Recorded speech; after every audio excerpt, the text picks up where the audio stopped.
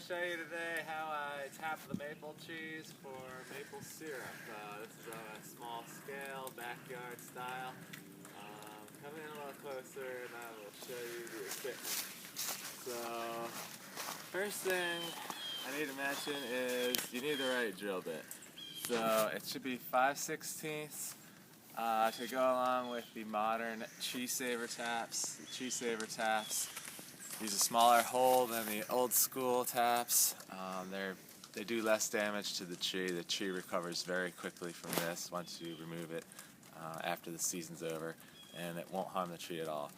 The drill bit, I recommend one that they sell actually at Harbor Freight for only $3.99.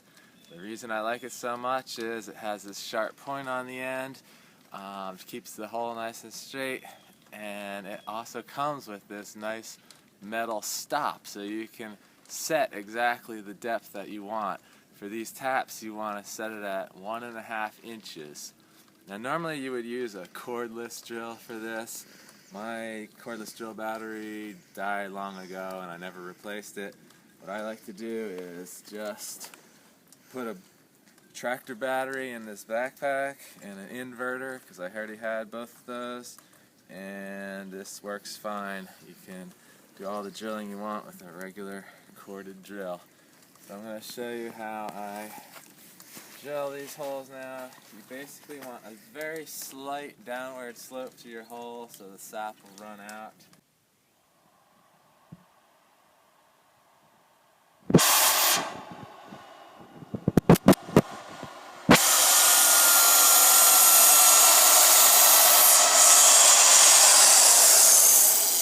Check the hole to make sure it's clear. You can see it's already, sap is already running.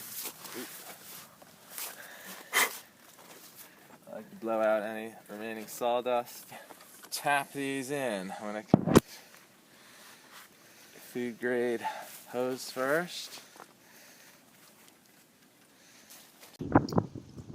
Okay, so you tap until the sound changes, so listen carefully.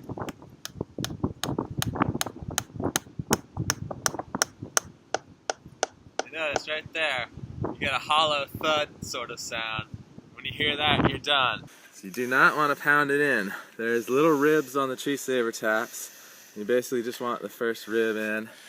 And at this point, you could use a large 5-gallon bucket, the type that you can get at Home Depot or Lowe's or Rural King. And those work great. You can drill holes in the lids, and you can do up to 3 taps into one bucket.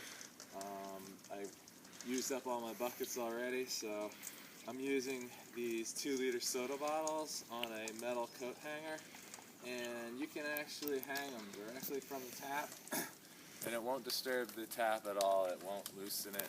It works great. It's best to identify your maple trees before the season starts, when you can see the leaves. Maple leaves are very easy to identify. But you can also identify them by the bark.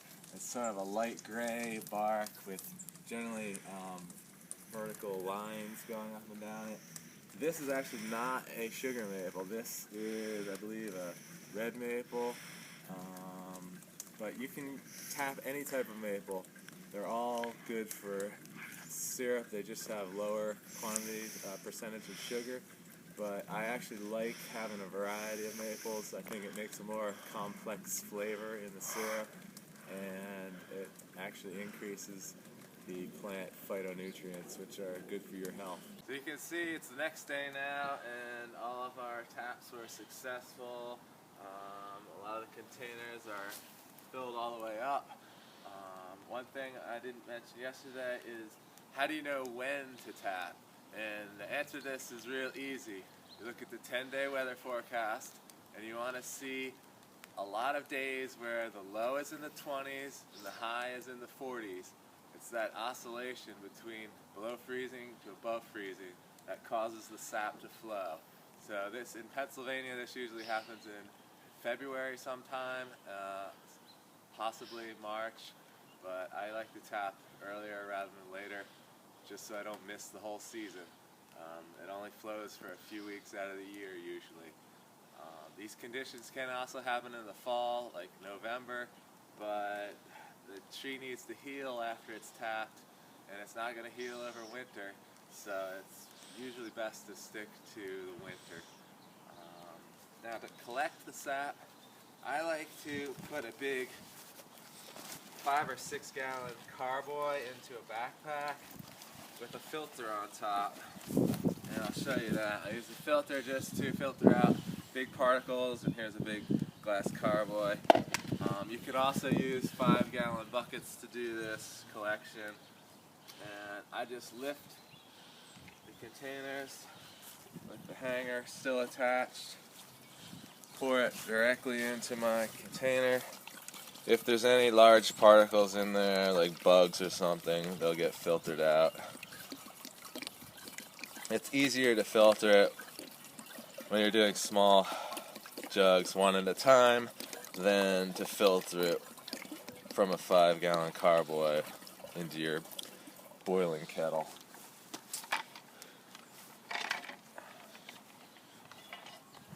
I also didn't mention yesterday where I make the tap. You want to avoid being too close to a prior year hole. So you can see if you come in closer where some prior year holes are. Here's one right here.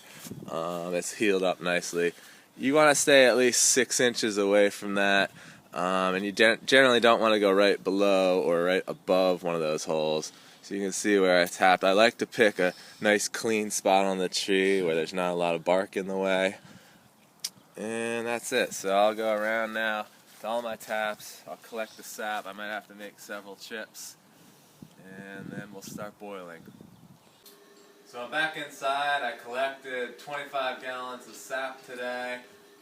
For the sap that I poured into the carboy pack, that was already filtered and good to go. From the 5 gallon buckets, I like to run it quickly through a little filter. I'll show you. This is basically from a homebrew supply store.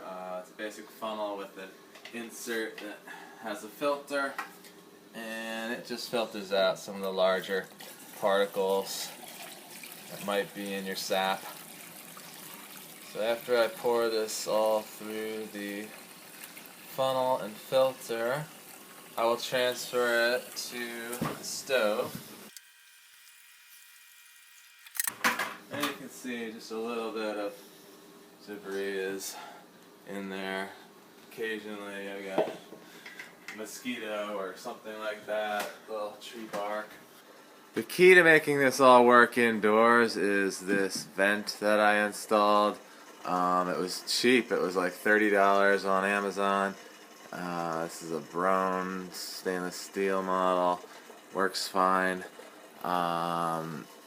It was a pain to install, but you need to vent all of this steam outside of your house. Otherwise, your house will fill up with humidity and the windows will fog up.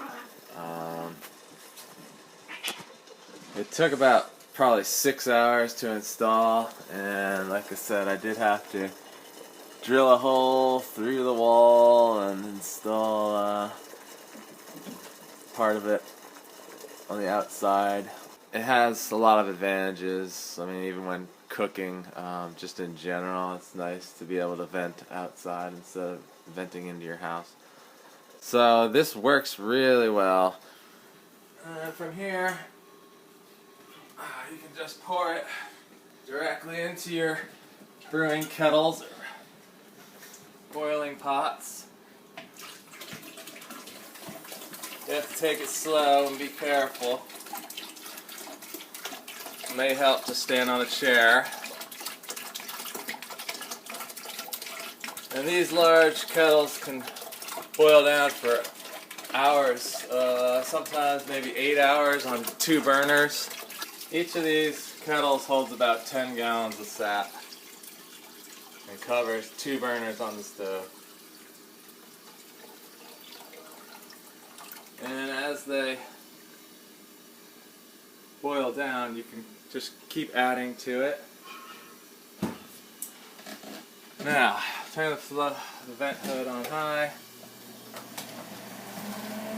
I like to add little shields basically over the pots, and this just makes sure all the steam goes through the vent and outside of the house.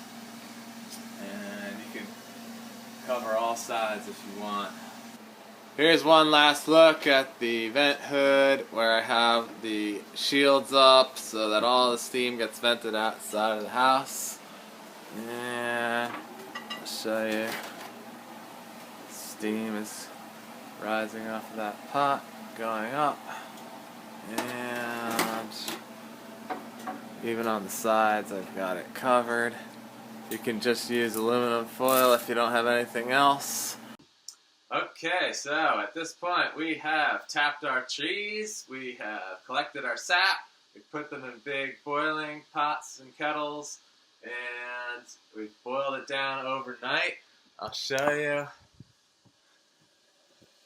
There's very little left now. If your sap only has 2% sugars, then that means 98% of it is water that's going to evaporate away. At this point, I like to transfer the sap to a smaller container, and this just makes it more manageable to pour into your finished syrup containers, and it's a little easier to monitor, plus you don't want that sticky syrup residue on the bottom of your large containers. It's just easier for cleanup to do it in a smaller container.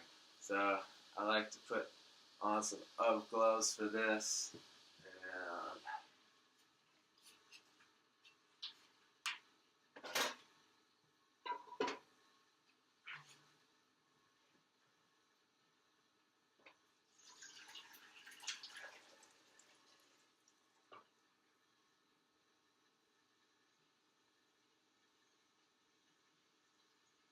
that's it.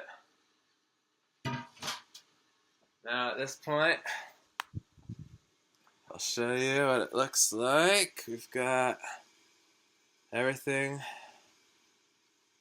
boiling in the smaller pot, and we'll keep an eye on this. It should begin to bubble and eventually foam up, and when it foams all the way up to the top of this smaller pot, we know it's ready to pour and the syrup is finished. So you can see right now, this was 9 gallons of sap. When the maple syrup is almost ready, you will notice that the pot starts to bubble up a lot, and you can see that happening now. But it's tempting to stop too soon and think it's ready to go. When it gets to this point, you generally still need about 5 more minutes. And you'll know it's really ready to go when the bubbles basically come all the way up to the top of the pot. So I will wait for that to happen before taking this off the burner. I'm going to show you my little filtration area here. So this is just a quick and dirty block of wood with a hole drilled in it and a big old funnel. This is a funnel that comes from like a homebrew supply place, and it has a nice little removable filter already in the bottom, and then I add cheesecloth to that, and I just do a double layer because you don't want it to get clogged up when you're pouring. Just want to filter out the basics, things that shouldn't be in there. You may notice when you're done with some maple syrup that there's a little bit of cloudiness on the bottom. That's nothing more than crystallized sugar, and it's actually a good sign. You want to see that. If you don't see anything on the bottom, then you're probably not boiling it down enough. This is what it looks like when it's finished boiling down. And you can see I'll have to cut the burner in a second as the foam is almost to the top of the pot. I like to boil it down until it foams all the way up to the top. And I just cut the burner, and I will pour it through my filter and into a glass jar. Okay, so our syrup has just foamed up, and now we're ready to pour it through our filter and into our finished jar, and we'll be complete with the whole process. Now, you want to pour it pretty soon after it's foamed up so that it's nice and hot and it'll pour easily and it'll make it through your filter without any trouble. You gotta take this slow and watch your jar. Make sure you don't overfill it.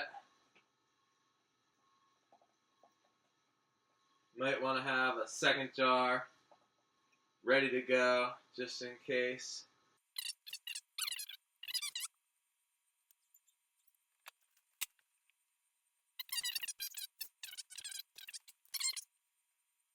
We're done.